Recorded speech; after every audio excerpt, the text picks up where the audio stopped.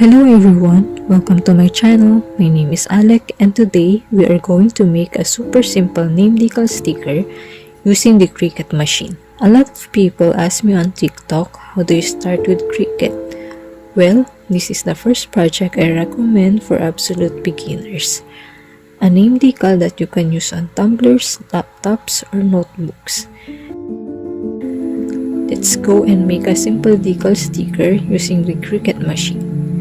Let's make it with me, make it with Alec. First of all, let's prepare the things we need to use for this project. First, a Cricut machine. Any model can be used for this. I'm using the Cricut Explorer Air 2, but you can also use whatever cutting machine is available to you. Of course, we also need a cutting mat, vinyl, transfer tape, weeding tool, scraper tool, or even a credit card you no longer use, scissors, and your creativity. I'll put the links of the tools and materials you can use for this project in the description box. Let's start now. Let's open Cricut Design Space. Click on the new project from the home page. That will open a new canvas. Every time I have a new project, I always check if the units I'm using are correct. To do that, I'll click on my profile here, click Settings, go to Canvas, and check whether the units are set to imperial or metric. In imperial, the units are inches, and in metric, they're centimeters. So let's stick with the imperial and click Done. Now, I'll select text so we can start with our decal, and I'll type my name. I just place the name in the center of the canvas so I can see clearly. On the toolbar above, you'll see the font. A sidebar will appear. Here, there's Cricut, System, Recent, and Bookmarks. In Bookmarks, you'll see the favorite fonts you chose to bookmark. In Recent, you'll see the font you use most often, or the last one you used. In System, you'll find all fonts installed on Windows or Mac OS. And in Cricut, you'll see the premium fonts if you're subscribed to Cricut Access, or you can also purchase the fonts you want individually. I'll go to System and select Bastard Script.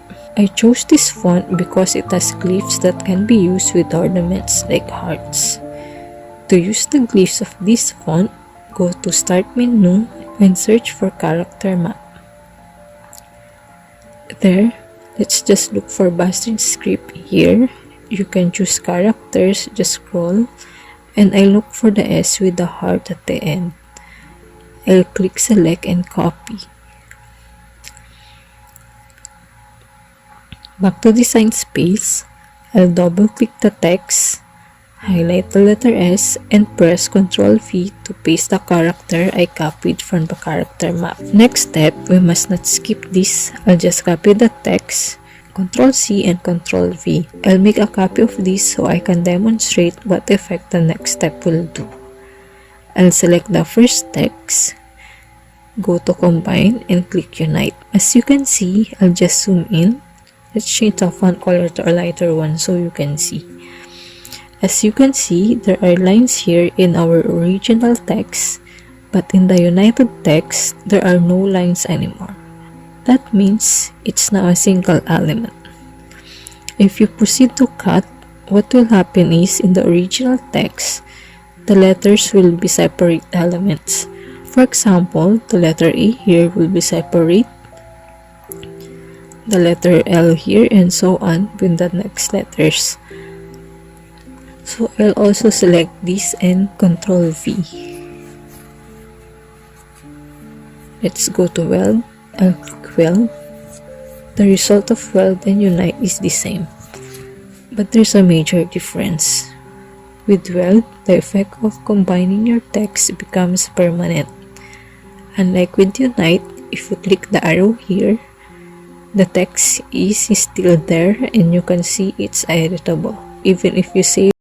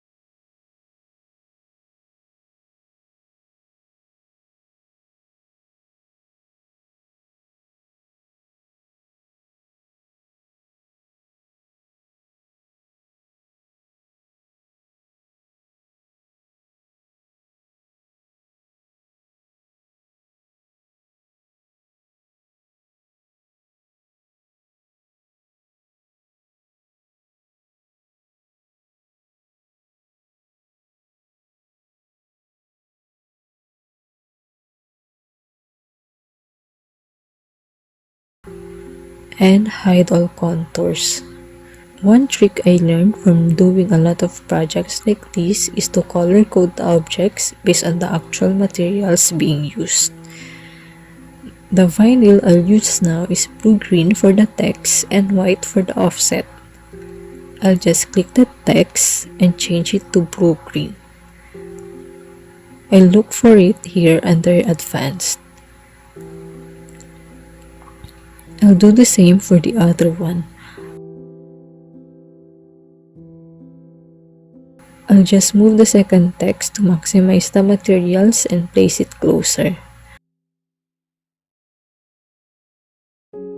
Now, I'll select the two offsets and click Attach. Attach is used to lock the objects together on one mat.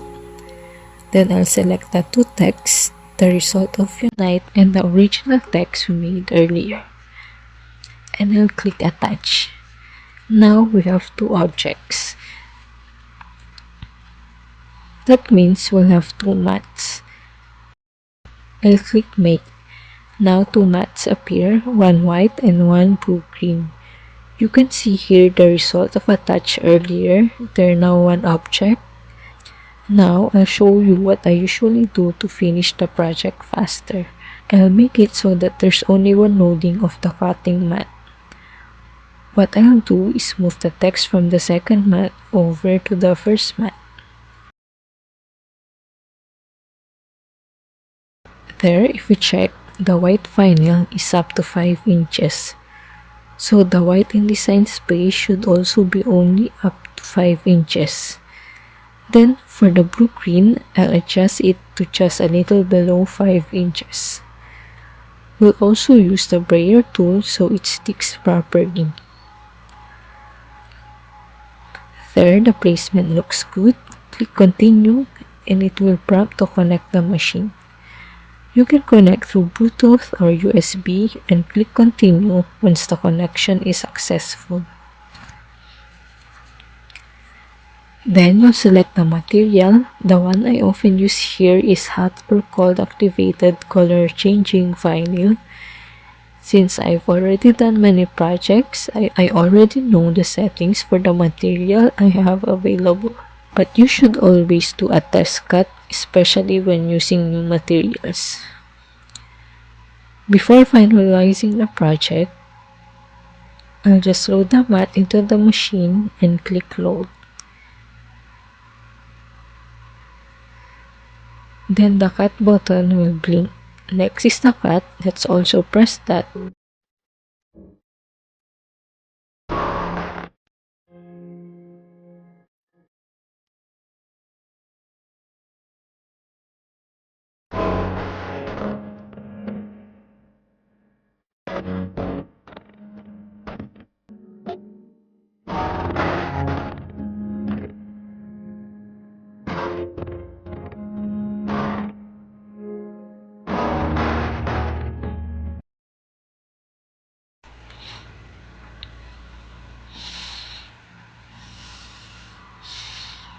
After the machine finishes cutting, just click Done. Now that the machine is done cutting, let's just remove the vinyl from our mat. Let's get a pair of scissors and separate the pieces we made.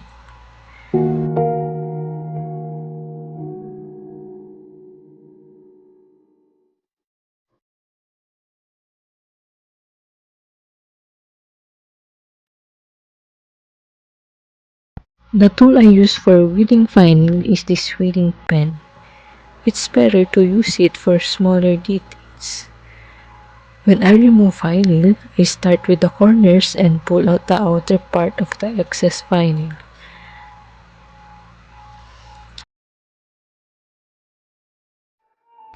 I just use my hand here since the design isn't 2D.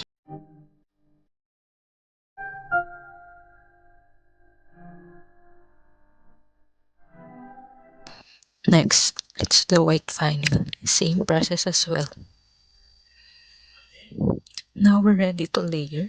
I'll just get my transfer tape and the squeegee.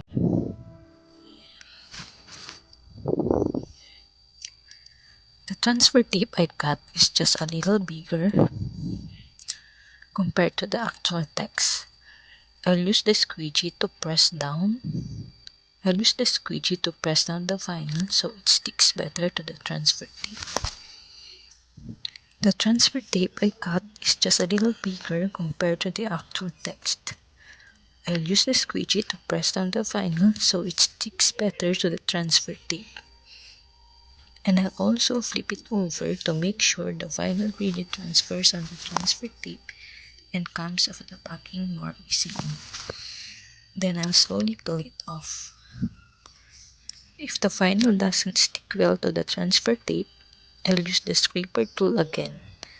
I'll add more pressure until it separates. Once one small portion separates, it becomes easier to peel.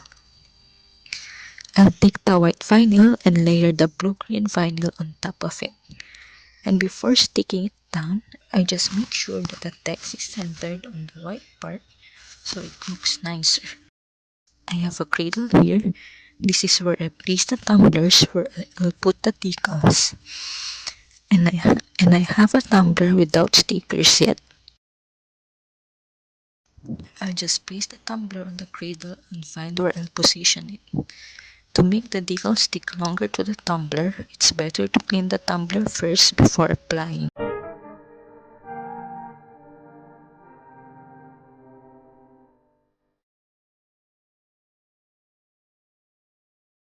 When I apply large decals, I fold the backing sheet in the middle. I don't expose the other side right away. I lay down the portion where the backing was removed, and that's the first part I stick, making sure it's centered and straight when applying the decal. And using the scraper tool, I also add pressure so the decal sticks properly on the tumbler. Then I slowly peel away the other side of the backing. I do this slowly to make sure the decal is applied correctly, like the corners. They need to be double checked to make sure they're really stuck down, because if the adhesive on the sides is exposed and not fully stuck, that's where the decal starts peeling off. During application, make sure the decal sticks well so its stickiness lasts longer and the edges don't get exposed. We're done with our first Cricut project.